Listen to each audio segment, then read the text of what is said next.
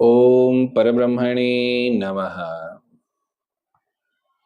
ભૂખ નથી લાગતી, પણ ભૂખ લાગે ક્યારે? આયુર્વેદને જો આવું પૂછો છો તો ભાવપ્રકાશકાર લખે છે, ક્ષુત સંભવતી પક્વેશુ રસ દોષ મલેશુ ચ.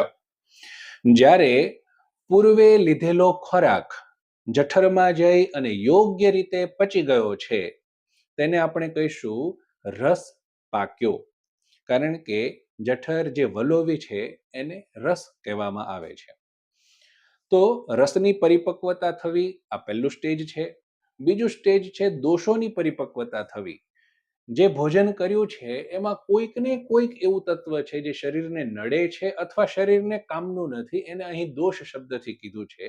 જો યોગ્ય પાચન થશે તો એ દોષોની યોગ્ય ગોઠવણી એવી રીતે શરીર કરી લે છે કે શરીરને નડ્યા વગર એ હાનિકારક તત્વ શરીરમાંથી બહાર નીકળી જાય. પણ જો યોગ્ય પાચન થયું હશે તો જ આ બીજી પ્રોસેસ થશે.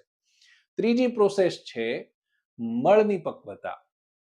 જૂનો જે મળ સંગ્રહાયેલો છે જેમાંથી હજુ શરીરે બધા જ તત્વો જે શોષી લેવા જોઈએ એ શોષ્યા નથી, એ પ્રોસેસ બાકી છે. અર્થાત મળની પક્વતા થઈ નથી. મળની પક્વતા કેવી રીતે ખબર પડે?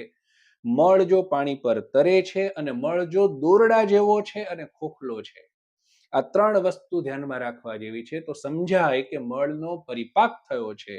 જો મળ પાણીમાં બેસી જાય છે તેની પ્રોસેસ પૂરી થયેલી નથી. આ ત્રણ પ્રોસેસ પૂરી થાય, રસનો પરિપાક, દોષોનો પરિપાક અને મળનો પરિપાક થાય ત્યારે શરીરમાં ફરી ભૂખ લાગે છે અને શરીર સંકેત આપે છે કે હવે તમે ફરી ભોજન લો.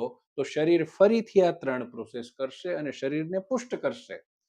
આપણી ભૂલ એ છે કે આપણે આ ત્રણ વસ્તુઓને ધ્યાનમાં રાખ્યા વગર ભોજન કરતા જઈએ છીએ. પરિણામે વિકારો થાય છે, બીમારી આવે છે અને આપણે મોટા દુઃખમાં ફસાઈએ છીએ. ભાવપ્રકાશકારે આગળ પણ લખ્યું, કાલેવા યદિવા કાલે સોન્ન કાલ ઉદારતઃ. જ્યારે આ ત્રણ પ્રોસેસ શરીર પૂરી કરી લે ત્યારે જ જમવાનો ભોજનનો સમય થયો કહેવાય.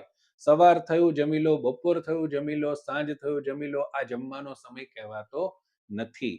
આ માહિતી ઘણી કામની છે અને જરૂર શેર કરજો અને આવી જ શાસ્ત્રીય માહિતી માટે આ ચેનલને જરૂર સબસ્ક્રાઇબ કરજો. ધન્યવાદ.